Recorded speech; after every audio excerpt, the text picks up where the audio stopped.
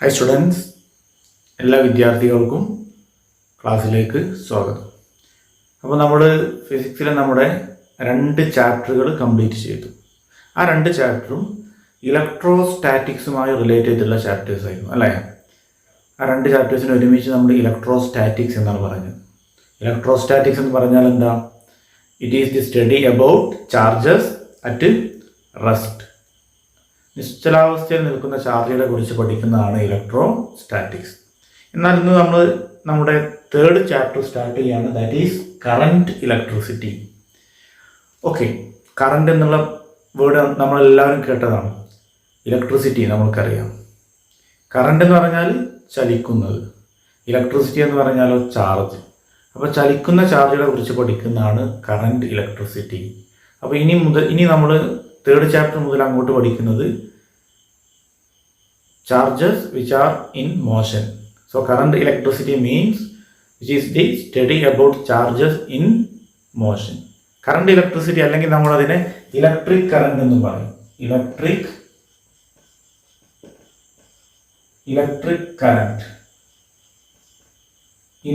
Current എന്ന് നമ്മൾ ഇതിനെ പറയാറുണ്ട്. ഇലക്ട്രിക് കറണ്ട് റെപ്രസെന്റ് ചെയ്യുന്ന ലെറ്റർ I എന്നുള്ള ലെറ്റർ ഉപയോഗിച്ചാണ് ഇലക്ട്രിക് കറണ്ടിനെ റെപ്രസെൻ്റ് ചെയ്യാറുള്ളത്. അപ്പോൾ ഇലക്ട്രിക് കറണ്ട് എന്ന് പറഞ്ഞാൽ എന്താണ്? It is the flow of electric charges through a conductor in 1 second. That is flow of charges in 1 second.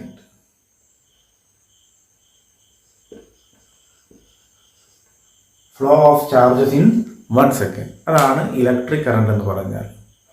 ഒരു കണ്ടക്ടറിലൂടെ 1 സെക്കൻഡിൽ ഫ്ലോ ചെയ്യുന്ന ചാർജുകളെയാണ് എന്ത് പറയുക? ചാർജുകളെ എണ്ണത്തെയാണ് ഇലക്ട്രിക് കറണ്ട് എന്ന് പറയുന്നത്. നമ്മൾക്കറിയാം ചാർജിനെ റെപ്രസെൻ്റ് ചെയ്യുന്ന ലെറ്റർ Q ആണ്, ടൈമിനെ റെപ്രസെൻ്റ് ചെയ്യുന്നത് T ആണ്, സ്മോൾ ലെറ്റർ T ആണ്. അങ്ങനെയാണെങ്കിൽ കറണ്ടിൻ്റെ ഇക്വേഷൻ എന്തായിരിക്കും? കറണ്ട് I ഈക്വൽ ടു എന്തായിരിക്കും? I ഈക്വൽ ടു എന്തായിരിക്കും? നമുക്കറിയാം, പിന്നെ ഒരു 10 സെക്കൻഡ് കൊണ്ട് 20 കൂളോം ചാർജാണ് ഫ്ലോ ചെയ്യുന്നത്. അങ്ങനെ 1 സെക്കൻഡിൽ എത്രയായിരിക്കും? വളരെ സിമ്പിളാണ് അല്ലേ? 10 ആപ്പിളിന് 20 രൂപ. ഒരു ആപ്പിളിന് എത്ര? 20/10 2 അല്ലേ? അതേപോലെ ഇവിടെ 10 സെക്കൻഡ് കൊണ്ട് 20 കൂളോം ചാർജ്. അപ്പോൾ 1 സെക്കൻഡ് കൊണ്ട് എത്ര? ചാർജിനെ ആ ടൈം കൊണ്ട് ഡിവൈഡ് ചെയ്യുക അല്ലേ? അപ്പോൾ നമ്മൾ ഇവിടെ ചാർജിനെ റെപ്രസെൻ്റ് ചെയ്യുന്ന ലെറ്റർ Q ആണ്, ടൈമിനെ റെപ്രസെൻ്റ് ചെയ്യുന്നത് T ആണ്. അതായത് I equal to Q divided by T. ഇതാണ് ഇലക്ട്രിക് കറണ്ടിൻ്റെ equation. Current equal to charge divided by time. Okay, ഇനി അതുപോലെ തന്നെ ഇവിടെ നമ്മൾ ഓർത്ത് വെക്കേണ്ട വേറൊരു കാര്യം, ഇതിൻ്റെ യൂണിറ്റ് എന്തായിരിക്കും എന്നാണ്. ഇലക്ട്രിക് കറണ്ടിൻ്റെ യൂണിറ്റ്, ചാർജിൻ്റെ യൂണിറ്റ് നമ്മൾക്കറിയാം കൂളോം, പെർ ടൈമിൻ്റെ unit second. Coulomb per second electric കറണ്ടിൻ്റെ യൂണിറ്റ് ആണ്. ഇതിനെ നമ്മൾ ഒരുമിച്ച് പറയുന്നതാണ് ആംപിയർ ഓർ ആംപിയർ. എ എന്നുള്ള ലെറ്റർ കൊണ്ടാണ് ഇതിനെ റെപ്രസെൻ്റ് ചെയ്യുന്നത്. ഇനി അതുപോലെ തന്നെ ഇവിടെ നമ്മൾക്ക് ഇതിൻ്റെ ഡയമെൻഷണൽ ഫോർമുല, ഇലക്ട്രിക് കറണ്ടിൻ്റെ ഡയമെൻഷണൽ ഫോർമുല നമ്മൾ ആംപിയർ എന്നാണ് കൊടുക്കാറുള്ളത്. ഈ കാര്യം നമ്മൾ ഓർത്ത് വെക്കണം. ഇനി ഇവിടെ തന്നെ നമ്മൾ കറണ്ട് പറഞ്ഞു, ഇവിടെ നമ്മൾക്ക് ആവറേജ് കറണ്ട്, ഇൻസ്റ്റൻറ്റേനിയസ് കറണ്ട് ഇതൊക്കെ കണ്ടുപിടിക്കണമെന്നുണ്ടെങ്കിൽ ആവറേജ് കറണ്ട് കണ്ടുപിടിക്കാൻ ആവറേജ് കറണ്ട്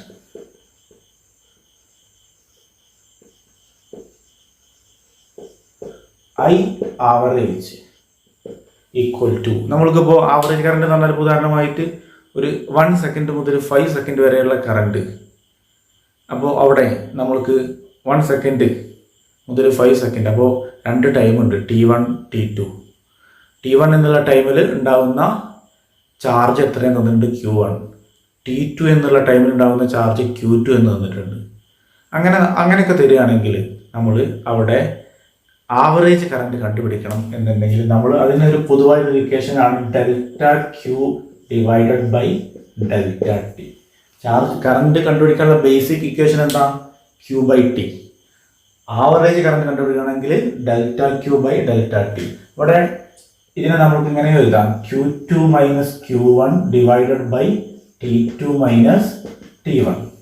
അതായത് നമുക്ക് T1 സെക്കൻഡ് മുതൽ T2 സെക്കൻഡ് വരെയുള്ള ചാർജ് Q1 അതുപോലെ Q2 എന്ന് തന്നിട്ടുണ്ട്. അങ്ങനെയാണെങ്കിൽ ആവറേജ് കറണ്ട് ഇങ്ങനെയാണ് കണ്ടുപിടിക്കുക. ഇനി അതുപോലെ തന്നെ ഇൻസ്റ്റന്റേനിയസ് കറണ്ട് കണ്ടുപിടിക്കണമെങ്കിൽ ഇൻസ്റ്റന്റേനിയസ് കറണ്ട് ഇൻസ്റ്റന്റേനിയസ് കറണ്ട് എന്ന് പറഞ്ഞാൽ ഒരു ഇൻസ്റ്റന്റിലുള്ള വളരെ ചെറിയ ഒരു നിമിഷത്തിലുണ്ടാകുന്ന കറണ്ട്, അത് കണ്ടുപിടിക്കാനുള്ള ഇക്വേഷനാണ് I = dq divided by dt. ഇങ്ങനെയുള്ള ഒരു ഇക്വേഷൻ നമ്മൾക്ക് യൂസ് ചെയ്യാം. ഇനി അതുപോലെ തന്നെ current is it vector or scalar, അതാണ് നമ്മൾ ഡിസ്കസ് ചെയ്യുന്നത്. is the current is vector or scalar. അപ്പോൾ അത് കണ്ടുപിടിക്കണം എന്നുണ്ടെങ്കിൽ നമുക്കറിയാം കറണ്ടിൻ്റെ ഡയറക്ഷൻ ആദ്യം കണ്ടുപിടിക്കണം. What about the direction of കറണ്ടിൻ്റെ ഡയറക്ഷൻ? നമ്മൾ പറഞ്ഞു കറണ്ട് എന്ന് പറഞ്ഞാൽ it is the flow of charges through a conductor in 1 second, അല്ലേ? Suppose this is a conductor. ഇതൊരു കണ്ടക്ടറാണെന്ന് കൺസിഡർ ചെയ്യുക. ഈ കണ്ടക്ടറിൽ കുറേ ഇലക്ട്രോൺസ് ഉണ്ട്. ഈ ഇലക്ട്രോണിൻ്റെ ഫ്ലോ ആണ് കറണ്ട് എന്ന് പറയുന്നത്. ഫ്രീ ഇലക്ട്രോൺസ് ഫ്ലോ ചെയ്യുമ്പോഴാണ് കറണ്ട് ഉണ്ടാകുന്നത്. അപ്പോൾ ഒരു ആറ്റത്തിൻ്റെ ഉള്ളിലാണ് ഇലക്ട്രോൺസ് ഉണ്ടാവുക. ഈ ഇലക്ട്രോൺസ് നമുക്കറിയാം ഓരോ ആറ്റത്തിനും ഇലക്ട്രോൺസ് ഫ്ലോ ചെയ്യുന്നുണ്ട്. അപ്പോൾ ഇതിനുള്ളിലും ഇലക്ട്രോൺസ് ഫ്ലോ ചെയ്യുന്നുണ്ട്.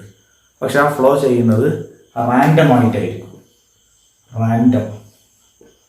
റാൻഡം എന്ന് പറഞ്ഞാൽ അങ്ങോട്ടും ഇങ്ങോട്ടും ഒരു പ്രത്യേക ഓർഡറൊന്നും ഇല്ലാതെ ഫ്ലോ ചെയ്യുക. അപ്പോൾ ഇവിടെ നമ്മൾ ഇതുമായിട്ടൊരു സെല്ല് കണക്ട് ചെയ്യണം. ഇങ്ങനെ ഒരു ബാറ്ററി കണക്ട് ചെയ്യാം. ബാറ്ററിക്ക് ഒരു പോസിറ്റീവ് ടെർമിനലുണ്ട്, അതുപോലെ നെഗറ്റീവ് ടെർമിനലുണ്ട്. അപ്പോൾ നമ്മൾക്ക് ഇവിടെ ഇതൊരു റെഗുലർ ഓർഡറിൽ ഫ്ലോ ചെയ്യും. ഓക്കെ, നമുക്കറിയാം ഇലക്ട്രോൺ എന്ന് പറഞ്ഞാൽ ഇലക്ട്രോണിൻ്റെ ചാർജ് നെഗറ്റീവാണ്. നെഗറ്റീവ് ചാർജിൽ ഇലക്ട്രോൺ എങ്ങോട്ടാണ് പാസ് ചെയ്യുക? It will move towards positive. അപ്പോൾ ഈ നെഗറ്റീവ് ചാർജ് ഇലക്ട്രോണുകളൊക്കെ പോസിറ്റീവിലേക്കാണ് മൂവ് ചെയ്യുക. ഓക്കെ, പക്ഷേ അപ്പോൾ നമ്മൾ സാധാരണ കറണ്ട് ഡയറക്ഷൻ പറയേണ്ടത് എങ്ങനെയാണ്? From negative to positive. കാരണം ഇലക്ട്രോൺ മൂവ് ചെയ്യുന്നത് നെഗറ്റീവിൽ നിന്ന് പോസിറ്റീവിലേക്കാണ്. പക്ഷേ നമ്മൾ കൺവെൻഷണൽ ഡയറക്ഷനായിട്ട്, അതായത് പണ്ട് മുതലേ ശാസ്ത്രജ്ഞന്മാർ ആദ്യം കണ്ടുപിടിക്കുന്ന സമയത്ത് അവർ കരുതിയത് പോസിറ്റീവ് ചാർജാണ് മൂവ് ചെയ്യുന്നത്. അതായത് പോസിറ്റീവ് ചാർജാണ് ഈ നെഗറ്റീവിൻ്റെ അടുത്തേക്ക് മൂവ് ചെയ്യുക. പിന്നെ കുറേ കാലങ്ങൾക്ക് ശേഷമാണ് എന്ത് ചെയ്തത്? പുതിയ കുറേ ശാസ്ത്രജ്ഞന്മാർ കണ്ടെത്തി കറണ്ട് എന്ന് പറഞ്ഞാൽ ഇലക്ട്രോണുകൾ മൂവ് ചെയ്യണം. ഇലക്ട്രോണുകൾ നെഗറ്റീവ് ചാർജ് ഉള്ളതാണ്, അത് പോസിറ്റീവിലേക്കാണ് മൂവ് ചെയ്യുക. പക്ഷേ ആദ്യത്തെ അവരുടെ കണ്ടുപിടുത്തം, അതായത് പഴയ കാലത്തെ ശാസ്ത്രജ്ഞന്മാർ കണ്ടുപിടിച്ചത് തിരുത്തിയില്ല. അത് എന്ത് തന്നെയായിരുന്നു? From positive to negative. അപ്പോൾ കറണ്ടിൻ്റെ ഡയറക്ഷൻ എന്ന് പറഞ്ഞാൽ പോസിറ്റീവ് ടു നെഗറ്റീവ്. ഇതാണ് നമ്മൾ ഇപ്പോഴും കൺസിഡർ ചെയ്യുന്നത്. ഇതാണ് കൺവെൻഷണൽ ഡയറക്ഷനായിട്ട് യൂസ് ചെയ്യുക. അതായത് പാരമ്പര്യമായിട്ട് പണ്ട് കാലം മുതലേ നമ്മൾ യൂസ് ചെയ്യുന്ന അതേ ഡയറക്ഷൻ തന്നെയാണ് ഇപ്പോഴും യൂസ് ചെയ്യുന്നത്. അതിന് പകരം ഈ നെഗറ്റീവ് ടു പോസിറ്റീവ് ആക്കി കഴിഞ്ഞാൽ ഉള്ള പ്രശ്നം എന്താണെന്ന് വെച്ചിട്ടുണ്ടെങ്കിൽ ധാരാളം തിയറികളൊക്കെ തിരുത്തേണ്ടി വരും. അപ്പോൾ നമ്മൾ പഠിക്കേണ്ടത് ഫ്രം പോസിറ്റീവ് ടു നെഗറ്റീവ്. അപ്പോൾ കറണ്ടിന് ഒരു ഡയറക്ഷൻ ഉണ്ടെന്ന് പറഞ്ഞു. അതുപോലെ കറണ്ടിന് ഒരു മാഗ്നിറ്റ്യൂഡ് ഉണ്ട്, അല്ലേ? കറണ്ട് നമ്മൾ പറയുമ്പോൾ 1 ആംപിയർ 2 ആംപിയർ എന്നൊക്കെ പറയും. അപ്പോൾ മാഗ്നിറ്റ്യൂഡുണ്ട്, ഡയറക്ഷനുണ്ട്. മാഗ്നിറ്റ്യൂഡും ഡയറക്ഷനുള്ള ക്വാണ്ടിറ്റി എന്ന് പറഞ്ഞാൽ വെക്റ്റർ ക്വാണ്ടിറ്റിയാണ്. പക്ഷേ ഇവിടെ കറണ്ടിൻ്റെ കേസിൽ കറണ്ട് ഒരിക്കലും vector law of addition obey ചെയ്യുന്നില്ല, അനുസരിക്കുന്നില്ല. ഉദാഹരണമായിട്ട് നമ്മൾക്കറിയാം, നമ്മൾ +1 പഠിച്ചാണ് വെക്റ്റർ എ, വെക്റ്റർ ബി, ഇങ്ങനെ 2 വെക്റ്റേഴ്സ് ഉണ്ടെങ്കിൽ അതിൻ്റെ റിസൾട്ടൻ്റ് വെക്റ്റർ നമ്മൾ കണ്ടുപിടിക്കുന്ന രീതി നമ്മൾ പഠിച്ചാണ്. ഇങ്ങനെയായിരിക്കും. ഇതാണ് റിസൾട്ടൻ്റ് വെക്റ്റർ. എന്നാൽ അതിന് പകരം ഇവിടെ I1 എന്നുള്ളൊരു കറൻറ്റും I2 എന്നുള്ളൊരു കറൻറ്റും കൊടുത്തു കഴിഞ്ഞാൽ ഒരിക്കലും അതിൻ്റെ റിസൾട്ടൻ്റ് കറണ്ട് ഇതായിരിക്കുമല്ലോ. ഈ കറണ്ട് വേറെയും പോവും, ഈ കറണ്ട് വേറെയും പോവും. അതായത് ഇവിടുന്ന് നമ്മൾ മനസ്സിലാക്കേണ്ടത് the current which does not obey vector law of addition. Vector law of addition ആരെ ഒബേ ചെയ്യുന്നില്ല? കറണ്ട് ഒബേ ചെയ്യുന്നില്ല. അതുകൊണ്ട് തന്നെ current is a scalar quantity. Current എന്താണ്? സ്കേലാർ ക്വാണ്ടിറ്റിയാണ്. ഇത് നമ്മൾ പ്രത്യേകം ഓർത്ത് വെക്കേണ്ട ഒന്നാണ്. Current is a scalar quantity. അപ്പോൾ നമ്മൾ കറണ്ട് എന്താണെന്ന് പഠിച്ചു, കറണ്ടിൻ്റെ യൂണിറ്റ് എന്താണെന്നുള്ളത് പഠിച്ചു, അതുപോലെ കറണ്ട് സ്കേലാർ ക്വാണ്ടിറ്റി ആണെന്നുള്ളത് പഠിച്ചു. ഇങ്ങനെയുള്ള കാര്യങ്ങൾ വളരെ ഇമ്പോർട്ടൻ്റ് ആയതാണ്, ഓർത്ത് വെക്കേണ്ടതാണ്. ഇനി അതുപോലെ തന്നെ ഇവിടെ കറണ്ടിൻ്റെ യൂണിറ്റ് ആംപിയർ എന്ന് പറഞ്ഞു. അങ്ങനെയാണെങ്കിൽ what is mean by 1 ampere? 1 ampere എന്തായിരിക്കും എന്നുള്ളതാണ് നമ്മൾ നെക്സ്റ്റ് ഡിസ്കസ് ചെയ്യുന്നത്. 1 ampere.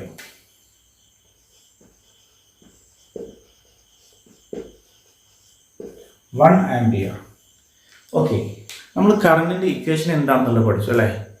കറണ്ടിൻ്റെ equation I equal to Q divided by T. ഇതാണ് കറണ്ടിൻ്റെ equation. When Q equal to 1 coulomb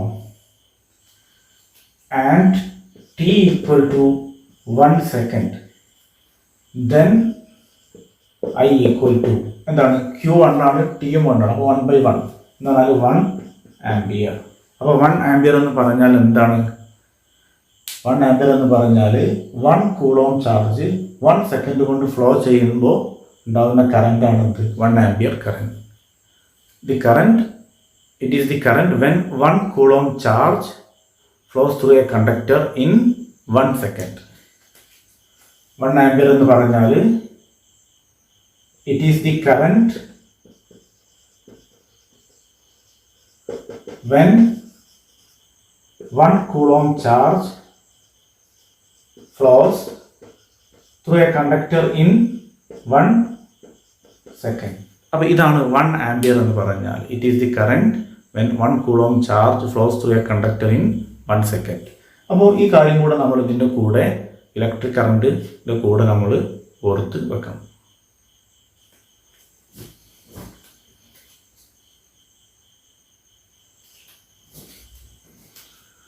okay, അപ്പോൾ നമ്മൾ ഇലക്ട്രിക് കറണ്ട് എന്താണെന്നുള്ളത് പഠിച്ചു അല്ലേ? ഒരു കണ്ടക്ടറിലൂടെ, ഇതൊരു കണ്ടക്ടറാണ്, ഈ കണ്ടക്ടറിലൂടെ ഫ്ലോ ചെയ്യുന്ന ഇലക്ട്രോൺ, ഒരു സെക്കൻഡിൽ ഫ്ലോ ചെയ്യുന്ന ഇലക്ട്രോൺ, നമ്മുടെ ഈ കണ്ടക്ടറിന് PQ എന്ന് കൊടുക്കുകയാണ്. ഈ കണ്ടക്ടറിലൂടെ ഒരു സെക്കൻഡ് ഫ്ലോ ചെയ്യുന്ന ഇലക്ട്രോണുകളെയാണ് എന്ത് പറയുക? ഇലക്ട്രിക് കറണ്ട് എന്ന് പറയാം. നമ്മളത് പഠിച്ചു കഴിഞ്ഞു. ഇനി ഇതുമായി ബന്ധപ്പെട്ട് നമ്മൾക്ക് പഠിക്കാനുള്ള ഒരു ടേമാണ് ഡ്രിഫ്റ്റ് വെലോസിറ്റി. ഇവിടെ നമ്മൾക്കറിയാം ഈ ഇലക്ട്രോണുകളൊക്കെ മൂവ് ചെയ്യുന്ന ഒരു വെലോസിറ്റി ഉണ്ട്. അതിനെ നമ്മൾ പറയുന്നതാണ് ഡ്രിഫ്റ്റ് വെലോസിറ്റി. ഡ്രിഫ്റ്റ്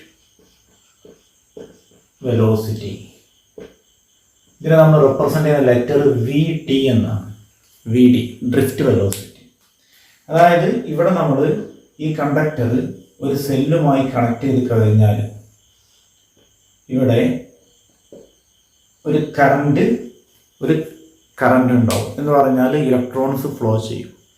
ആ ഇലക്ട്രോൺസ് ഫ്ലോ ചെയ്യുമ്പോൾ അതിനുണ്ടാവുന്ന വെലോസിറ്റിയാണ് drift velocity. It is the velocity by which free electrons drifted towards the positive end of a conductor under the influence of an external electric field. അപ്പോൾ drift velocity എന്താണെന്നുള്ളത് പഠിക്കുക. It is the velocity by which free electron, velocity of free electrons drifted towards the positive end,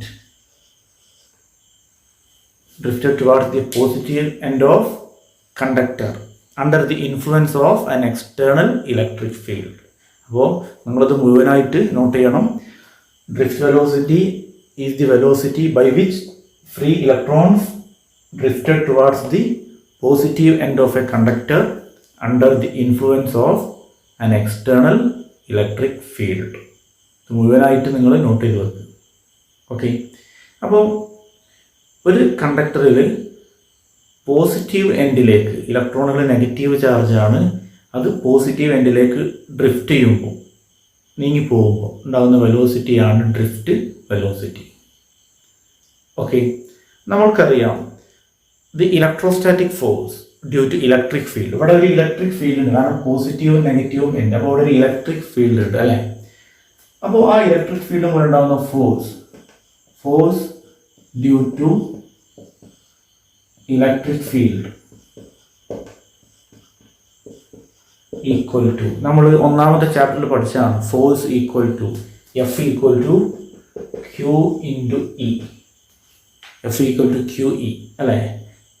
ഇങ്ങനൊരു equation പഠിച്ചിട്ടുണ്ട്. അപ്പോൾ അങ്ങനെയാണെങ്കിൽ ഇവിടെ Q എന്നുള്ള ചാർജാണ്. ഈ ടോപ്പിക്കിൽ ഇവിടെ നമ്മൾ പഠിക്കുന്നത് ആ ചാർജ് ഇലക്ട്രോണാണ്. അപ്പോൾ ഇലക്ട്രോണിൻ്റെ ചാർജ് നമ്മൾ റെപ്രസെൻ്റ് ചെയ്യുന്നത് ഇ എന്നാണ്. ഇലക്ട്രിക് ഫീൽഡ് അതുപോലെ തന്നെ ഇലക്ട്രോണിൻ്റെ ചാർജ് നെഗറ്റീവ് ആയതുകൊണ്ട് മൈനസ് എന്ന് കൊടുത്തു. So the force due to electric field F equal to minus E into E.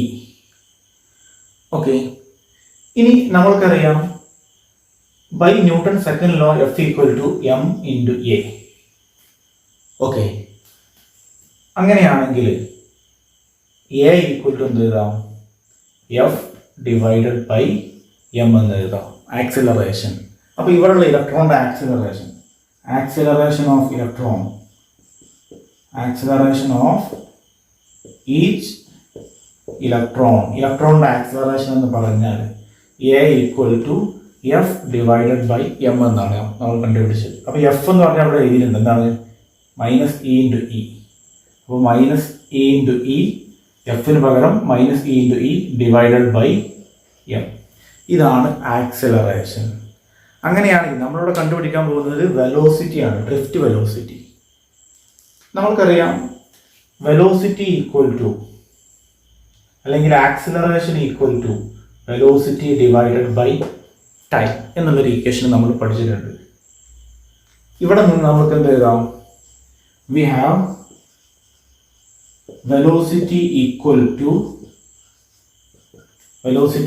എന്ത് എഴുതാം, ടൈമിനെ കൊണ്ട് മൾട്ടിപ്ലൈ ചെയ്യുക, അതായത് ആക്സിലറേഷൻ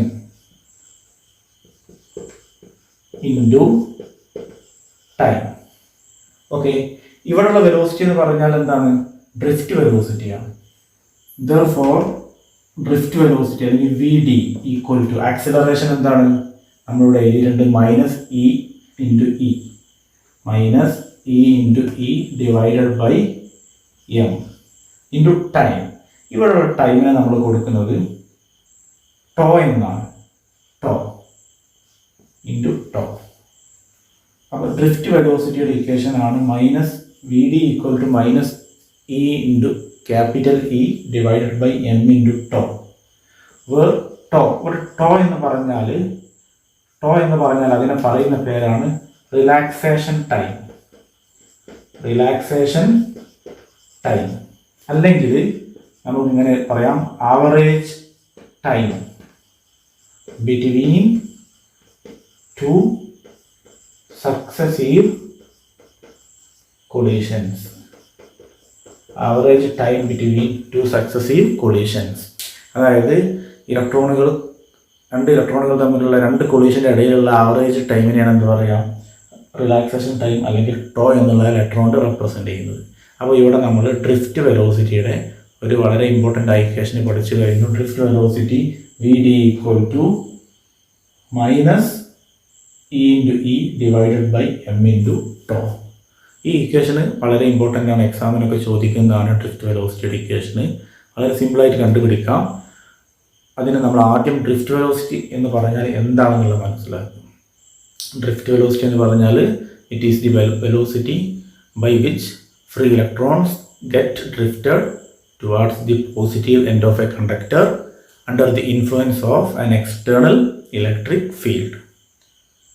അപ്പോൾ അതിൻ്റെ ഇക്വേഷൻ കണ്ടുപിടിക്കാൻ ആദ്യം ഇലക്ട്രിക് ഫീൽഡ് മൂലം ഉണ്ടാകുന്ന ഫോഴ്സ് ആണ് നമ്മൾ എന്ത് പറഞ്ഞത്, minus E into E. Acceleration equation നമ്മൾക്ക് വരുന്നത് എഫ് ബൈ എം, എഫ് എന്ന് പറഞ്ഞാൽ minus E E divide by M, ഇതാണ് ആക്സിലറേഷൻ. ഇനി വെലോസിറ്റി ഈക്വൽ ടു എന്താണ്, ആക്സിലറേഷൻ ഇൻറ്റു ടൈം. അപ്പോൾ ഡ്രിഫ്റ്റ് വെലോസിറ്റി എന്ന് പറഞ്ഞാൽ വെലോസിറ്റി തന്നെയാണ്. അപ്പോൾ അതിൻ്റെ ഇക്വേഷന് ആക്സിലറേഷൻ ഇവിടെ എഴുതി -EE/m ഇൻറ്റു ടൈമിനെ നമ്മൾ ടോ എന്ന് കൊടുത്തു, ഇൻറ്റു ടോ എന്ന് പറഞ്ഞാൽ അതിനെ പറയുന്നതാണ് റിലാക്സേഷൻ ടൈം. ഓക്കെ, അപ്പോൾ ഡ്രിഫ്റ്റ് വെലോസിറ്റി ഓർത്ത് വെക്കുക, ഇമ്പോർട്ടൻ്റ് ആയ ഒരു ഇക്വേഷനാണ്.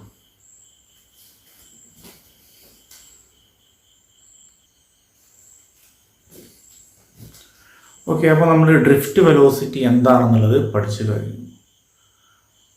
നമുക്കറിയാം കറണ്ടിനെ റെപ്രസെൻ്റ് ചെയ്യുന്ന ലെറ്റർ I എന്നാണ്, ഡ്രിഫ്റ്റ് വെലോസിറ്റി VD എന്നാണ്. ഇനി നമ്മൾ നെക്സ്റ്റ് പഠിക്കുന്നത് ഈ രണ്ട് കാര്യങ്ങൾ തമ്മിലുള്ള ഒരു റിലേഷനാണ്. വളരെ ഇമ്പോർട്ടൻ്റ് ആയ ഒന്നാണ് relation between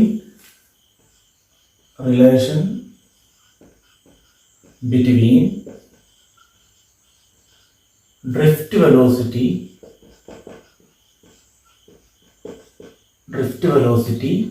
and current. Drift velocity അതുപോലെ കറണ്ട്, ഇത് രണ്ടും തമ്മിലുള്ള റിലേഷൻ. ഡ്രിഫ്റ്റ് വെലോസിറ്റിയെ നമ്മൾ റെപ്രസെൻ്റ് ചെയ്യുന്നത് VD എന്നുള്ള ലെറ്റർ കൊണ്ടാണ്, കറണ്ടിനെ റെപ്രസെൻ്റ് ചെയ്യുന്നതോ I എന്നുള്ള ലെറ്റർ കൊണ്ടാണ്. അപ്പോൾ നേരത്തെ പോലെ തന്നെ നമ്മളൊരു കണ്ടക്ടർ കൺസിഡർ ചെയ്യുക. കണ്ടക്ടർ PQ, ഇതിൽ കുറേ ഇലക്ട്രോൺസ് ഉണ്ട്. ഓക്കെ, ഈ കണ്ടക്ടറിന് നമ്മളൊരു സെല്ലുമായി കണക്ട് ചെയ്യുക. ഓക്കെ, അപ്പോൾ ഇവിടെ ഇലക്ട്രോണുകൾ എന്ത് ചെയ്യും, ഒരു എൻഡിൽ നിന്ന് മറ്റേ എൻഡിലേക്ക് ഫ്ലോ ചെയ്യും. ഓക്കെ, അപ്പോൾ ഇവിടെ ഈ കണ്ടക്ടറിൻ്റെ ലെങ്ത്തിനെ നമ്മൾ L എന്നുള്ള ലെറ്റർ കൊണ്ടാണ് റെപ്രസെൻ്റ് ചെയ്യുന്നത്. അതുപോലെ ഈ കണ്ടക്ടറിൻ്റെ area of cross section A എന്ന് കൊടുക്കുകയാണ്. ഏരിയ ഓഫ് ക്രോസ് സെക്ഷൻ എന്ന് പറഞ്ഞാൽ അതിൻ്റെ ഛേദതല വിസ്തീർണം അല്ലെങ്കിൽ അതിൻ്റെ തിക്നെസ് അല്ലേ. അപ്പോൾ ഈ മാർക്കറിൻ്റെ ഏരിയ ഓഫ് ക്രോസ് സെക്ഷൻ എന്ന് പറഞ്ഞാൽ ഈ ഭാഗമാണ്. ഓക്കെ, ഇത് കൂടുന്നതിനനുസരിച്ച് ഇതിൻ്റെ വണ്ണം കൂടും, നമ്മൾക്കറിയാം. അപ്പോൾ ഇവിടെ ഇതിൻ്റെ ലെങ്ത്ത് എത്രയാണെന്ന് നമ്മൾ കറക്റ്റ് അറിയില്ല. ഓക്കെ, അപ്പോൾ ഇതിൻ്റെ ഒരു യൂണിറ്റ് വോളിയത്തിൽ ഉണ്ടാകുന്ന ചാർജുകളുടെ എണ്ണം നമ്മൾ അതിൻ്റെ നമ്പർ ഡെൻസിറ്റി അല്ലെങ്കിൽ ഡെൻസിറ്റി ഓഫ് ഇലക്ട്രോൺസ്, അതിനെ നമ്മൾ N എന്നുള്ള ഇലക്ട്രോണാണ് റെപ്രസെൻ്റ് ചെയ്യുന്നത്. N എന്ന് പറഞ്ഞാൽ number of electrons per unit volume, അല്ലെങ്കിൽ density, number density of electrons.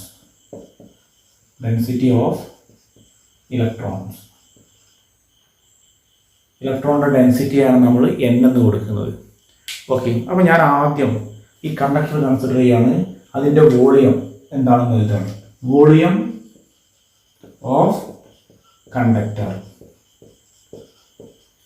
Equal to, ഇവിടെ നമുക്കറിയാം കണ്ടക്ടറിൻ്റെ ലെങ്ത് എല്ലാം ബ്രെഡ്ത്തും ഹൈറ്റും തന്നില്ല, പക്ഷേ നമുക്ക് ഏരിയ ഓഫ് ക്രോസ് സെക്ഷൻ അല്ലെങ്കിൽ ഏരിയ, അതിൻ്റെ തിക്നെസ് തന്നിട്ടുണ്ട് അല്ലേ. ഏരിയ തന്നിട്ടുണ്ട്, എന്താണ് A. അപ്പോൾ നമുക്കറിയാം വോളിയം കാണാനുള്ള equation area into length, volume equal to A into L. അപ്പോൾ ഇതിൻ്റെ ടോട്ടൽ വോളിയം കിട്ടി. അങ്ങനെയാണെങ്കിൽ ടോട്ടൽ നമ്പർ ഓഫ് ഇലക്ട്രോൺസ്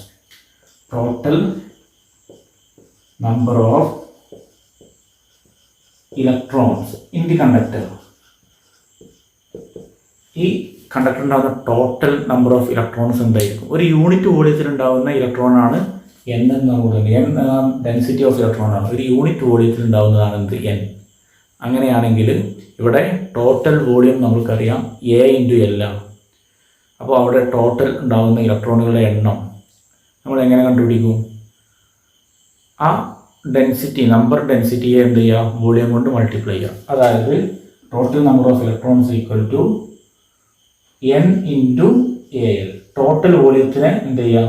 ഒരു യൂണിറ്റ് വോളിയത്തിൽ ഉണ്ടാകുന്ന ഇലക്ട്രോണിൻ്റെ എണ്ണം കൊണ്ട് മൾട്ടിപ്ലൈ ചെയ്യുക. That is N into AL. അപ്പോൾ ഇതാണ് ടോട്ടൽ നമ്പർ ഓഫ് ഇലക്ട്രോൺസിൻ്റെ ഇക്വേഷൻ. ഇനി നമ്മൾ ഇവിടുന്ന് കണ്ടുപിടിക്കുന്നത് charge, total charge Q. Therefore total charge Q equal to, നമുക്കറിയാം ഒരു ഇലക്ട്രോണിൻ്റെ ചാർജിനെ നമ്മൾ E എന്നാണ് പറയുക, സ്മോൾ ലെറ്റർ E. അപ്പോൾ ഇവിടെ എത്ര ഇലക്ട്രോൺ ഉണ്ട്? 2 ഇലക്ട്രോൺ ആണെങ്കിലോ 2 ഇൻറ്റു E. 3 ഇലക്ട്രോൺ ആണെങ്കിൽ 3 ഇൻറ്റു E. അപ്പോൾ ഇവിടെ എത്ര ഇലക്ട്രോൺ ഉണ്ട്? Total electrons NaL into E. Total electrons NaL into E. ഇതാണ് ഇവിടുത്തെ ടോട്ടൽ ചാർജ്. ഓക്കെ, അപ്പോൾ നമ്മൾ ആദ്യം കണ്ടക്ടറിൻ്റെ വോളിയം കണ്ടു. ആ വോളിയം A ഇൻറ്റു L ആണ്. പിന്നെ ഒരു യൂണിറ്റ് വോളിയത്തിലുണ്ടാകുന്ന ചാർജുകളുടെ എണ്ണം N എന്ന് കൊടുത്തു. അങ്ങനെയാണെങ്കിൽ ടോട്ടൽ വോളിയത്തിലുണ്ടാകുന്ന ചാർജുകളെ ആ N കൊണ്ട് വോളിയത്തിനെ മൾട്ടിപ്ലൈ ചെയ്യാം, N ഇൻറ്റു A. ഇനി ടോട്ടൽ ചാർജ് എന്ന് പറഞ്ഞാൽ ഒരു ഇലക്ട്രോണിൻ്റെ ചാർജ് E ആണ്. അപ്പോൾ ഇവിടെ എത്ര ഇലക്ട്രോൺ ഉണ്ട്? NaL into E. അതാണ് ടോട്ടൽ ചാർജ്. ഓക്കെ, ഇനി നമ്മൾ അടുത്തത് ചെയ്യാൻ പോകുന്നത്, ഇവിടെ ഇലക്ട്രോണ് ഒരു എൻഡിൽ നിന്ന് മറ്റേ എൻഡിലേക്ക് മൂവ് ചെയ്യുമ്പോൾ അതിനെടുക്കുന്ന ടൈം എന്താണ് എന്നുള്ളതാണ്. Time taken by electron to move from P to Q. പിയിൽ നിന്ന് ക്യൂവിലേക്ക് ഒരു ഇലക്ട്രോൺ മൂവ് ചെയ്യാൻ എടുക്കുന്ന ടൈം. ഓക്കെ, അപ്പോൾ ഇത് കണ്ടുപിടിക്കാൻ നമ്മൾക്കറിയാം velocity equal to displacement by time അല്ലേ? Velocity equal to displacement divided by time. അങ്ങനെയാണെങ്കിൽ ടൈം ഈക്വൽ ടു എന്താവും? ടൈമിന് ഇപ്പുറം കൊണ്ടുവരിക, വെലോസിറ്റി ഇപ്പുറം കൊണ്ടുവരിക, displacement divided by velocity. Okay, അപ്പോൾ ഇവിടെ ഞാൻ അത് എഴുതുകയാണ്. That is time taken by electron to move from P to Q, that is T equal to displacement. ഇതിൻ്റെ അടിസ്ഥാനത്തിൽ എഴുതുക. ഡിസ്പ്ലേസ്മെൻറ്റ് എന്താണ്? ഇവിടെ നിന്ന് ഇങ്ങോട്ട് അല്ലേ, പി ടു ക്യൂ. അവിടെ ഡിസ്പ്ലേസ്മെൻറ്റ് L ആണ്. L divided by velocity.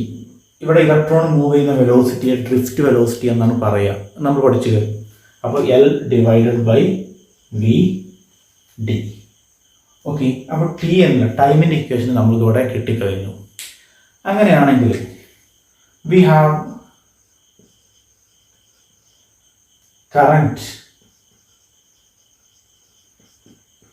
കറൻറ്റിനെ നമ്മൾക്കറിയാം. കറൻറ്റിൻ്റെ equation we have current I equal to Q divided by T. Charge by ടൈമാണ് കറൻറ്റ് അല്ലേ? That is equal to charge എന്താണ്? NaLe. ഞാനിവിടെ അപ്ലൈ ആണ്. NaLe divided by. ഇനി അടുത്തത് ടൈമിൻ്റെ ഇക്വേഷൻ നമ്മൾ പറഞ്ഞിട്ടുണ്ട്. L divided by V into D.